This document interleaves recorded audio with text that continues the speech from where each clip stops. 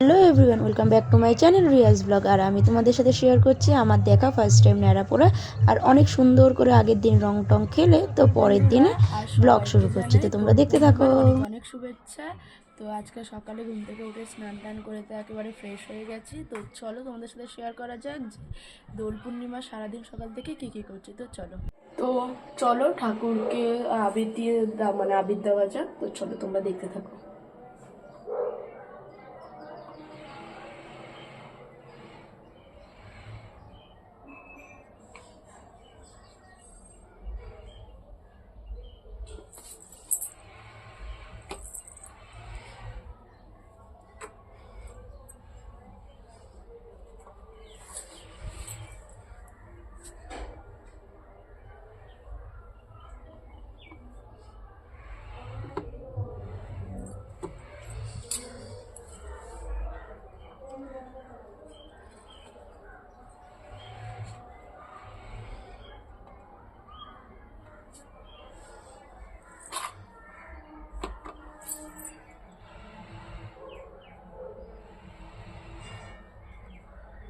তো এখানে আমাদের আবির খেলা কমপ্লিট হয়ে গেছে। আর সেরকম কিছুই একটা খেলা হয়নি, মানে জাস্ট হালকা করে স্নান করে উঠে ঠাকুরকে দিয়ে আমরা খেলে নিয়েছি।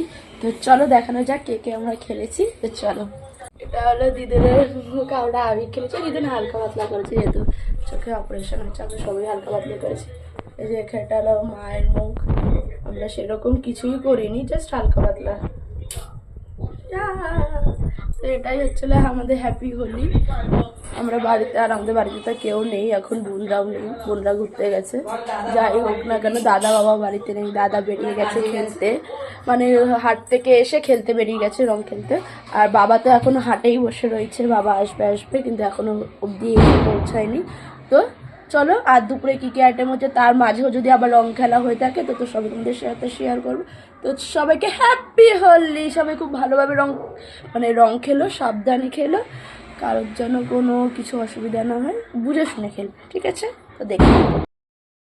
তো তারপরে আমাদের দুপুরে খাবার চলে গেছে। যেহেতু দোল পূর্ণিমা আর আমাদের নিরামিষ, তো তোমরা সবাই জানো, কে কে জানো কিনা জানি না, কারা কারা খাও নিরামিষ সেটাও আমি জানি না। তো যাই হোক না কেন, আজকে আমাদের বাড়িতে মানে আইটেম হচ্ছে হলো আলুর দম, লাল লাল ঝাল ঝাল আলুর দম, আর হচ্ছিলো ঘুনো খিচুড়ি, আর হচ্ছিলো এখানে বেগুনি।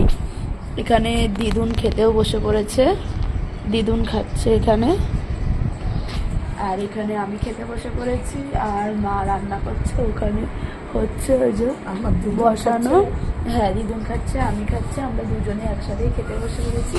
বাবা খাওয়া গেছে। ও আরেকটা কথা, আজকে নাকি চন্দ্রগ্রহণ, তোমরা নিশ্চয়ই জানো।